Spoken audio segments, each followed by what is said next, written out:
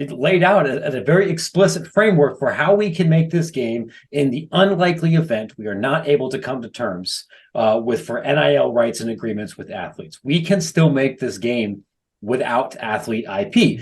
The only thing that can realistically hold up the release date of this game beyond technical issues on EA side is if schools decide to pull back their IP based on frustration with the proposed deal, based on potential litigation, based on some other factors. That could change things. EA could launch this game without any players. They're not going to launch this game without 12 schools.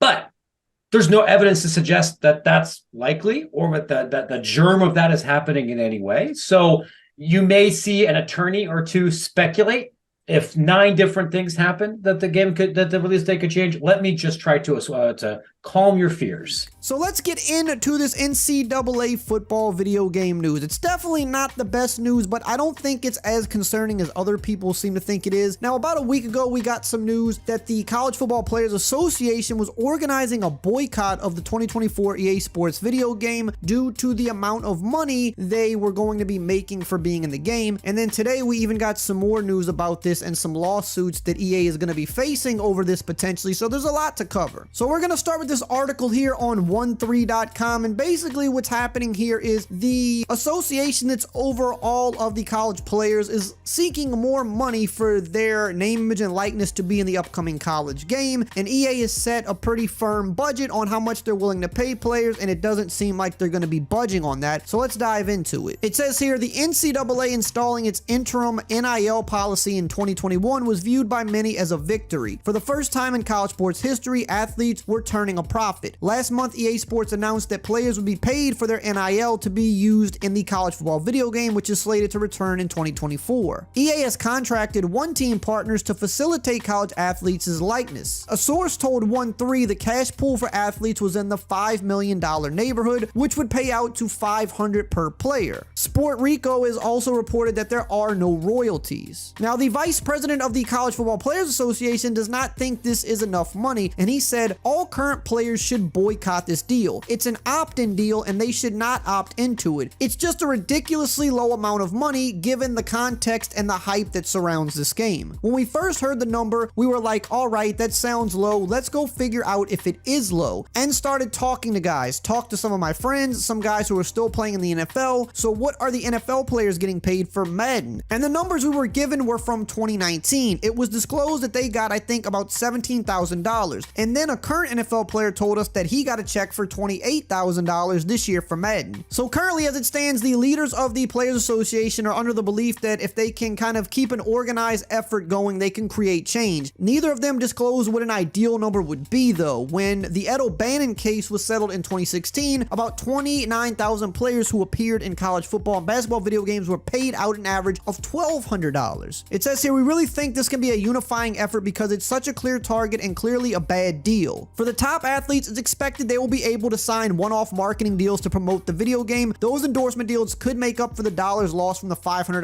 payout to opt into the game. Some of the major players could also have the leverage to quietly approach One Team partners and strike a one-off deal with help of their agent. For 99.9% of the players, opting into this deal makes sense, Wont3 founder CEO Shannon Terry said of the EA Sports game. For so long, players were not able to receive a dollar for having their image and likeness used. The $500 can go a long way and is a bonus because the real value is being in the game for generations. For some athletes like Drake May and Caleb Williams, holding out could add up because their value to the game is obviously greater than $500. That is up for them to decide what is the most important to them. The last time EA Sports video game hit the shelves in 2013, roughly 1.5 million copies were sold. Since then, the gaming industry has seen a significant growth in interest. Esports leagues have been started. Twitch has become an extremely popular live streaming service thanks to video games. The Madden franchise is estimated to generate $600 million in annual revenue. The vice president for the Players Association said, I am excited for a new college football game. I know how much people love it and how much hype there has been. It's exciting that we're now at the point where you can create group licensing deal for college football players to create this game. I think that is a huge milestone. But as soon as you get below the surface, it's a bad deal. It's another one of those things that seem to be the pattern in college football. Like, oh, there's one thing that's happening that sounds great, but then you dig into it and you're like, all right, maybe a step in the right direction, but it's still just exploiting the players. players. Now, let's break this down a little bit before we get into the latest news today over a new lawsuit that EA is possibly facing around this game. Now, here's the thing. The $500 per player thing is kind of just what EA has set as the value for the overall association. And the issue here is that there's obviously going to be a few players that are worth more than $500, like a Caleb Williams, who wouldn't even be in this game because he's going to be leaving the NCAA when this game actually hits the market. So he wouldn't even be in the game. However, if he were to be in the game, he's a good example of somebody that is definitely worth more than $500. But for a guy of his stature, he's probably making so much money in marketing deals, and he's going to make so much money as soon as he goes to the NFL that he might not even really care that much. Maybe his agent does because that's his job, but he probably would just rather be in the game because he's already making a ton of money anyway. But outside of the big name guys, for the far majority of the players they're licensing, $500 is probably actually more than they're worth when you really break it down. Most of these players will not make it to the NFL. Most of these players won't even be heard about a year from now, and they're still getting money to be in the game. Now, a lot of players who have been asked about this, since this was announced that it was coming back, most of them said that they just want to be in the game. They don't even really care about being paid. They just want to be in a game. And if you think about it, if you're a 19 or you're a 20-year-old, the idea of being in a video game is probably cool enough for you. Obviously, some people are going to want to try to maximize and get more money, but really the people who are trying to get more money are the people that are over the association, which they're supposed to. That's their job. So let's look at some of the numbers here, because there was a Twitter account that kind of spoke about this a few weeks ago and really broke it down. He said, at 11,000 players, that's roughly $5.5 million in payouts. NCAA 14 sold 1 million copies, which at $50 each, that's about $50 million. EA Sports is offering 10% of the gross from their last game, despite massive AAA dev costs, team and bowl fees, and it's still too low? ?